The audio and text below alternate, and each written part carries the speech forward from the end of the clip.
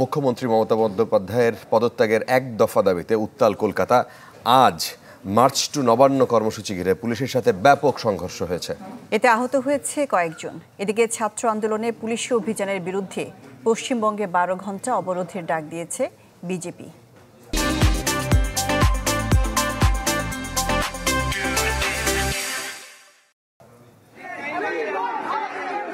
আরজিকর হাসপাতালে ধর্ষণ হত্যার প্রতিবাদে মার্চ টু নবান্ন নামের কর্মসূচি।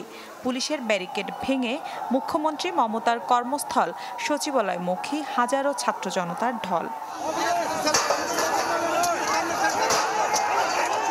কিছুদূর যাওয়ার পর পুলিশের সাথে দফায় দফায় সংঘর্ষ হয় বিক্ষোভকারীদের। পরিস্থিতি নিয়ন্ত্রণে জলকামান ও টিয়ার গ্যাস ছোড়ে পুলিশ। এ সময় আহত হয় বেশ কয়েকজন। গ্রেপ্তার করা হয় 4 আহ্বায়ক সহ বেশ কয়েকজনকে। লাঠিচার্জের ছবি আছে, আর সেটা করেছি বলেই পুলিশ আমাকে অ্যারেস্ট করেছে।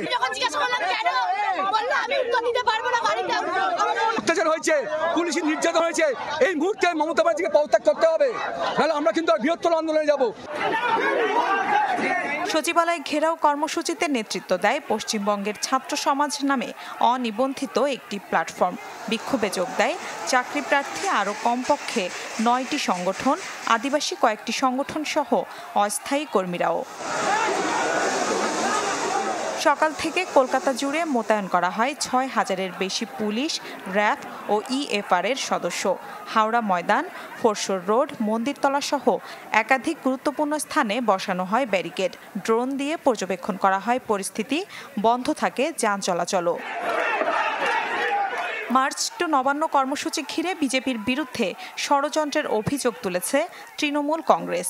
রাজনৈতিক স্বার্থসিদ্ধির জন্য হত্যা পরিকল্পনার অভিযোগও আনেন রাজ্যের মন্ত্রী চন্দ্রিমা ভট্টাচার্য ও তৃণমূল নেতা কুণাল ঘোষ। মিলা খন্দকার, চ্যানেল 24।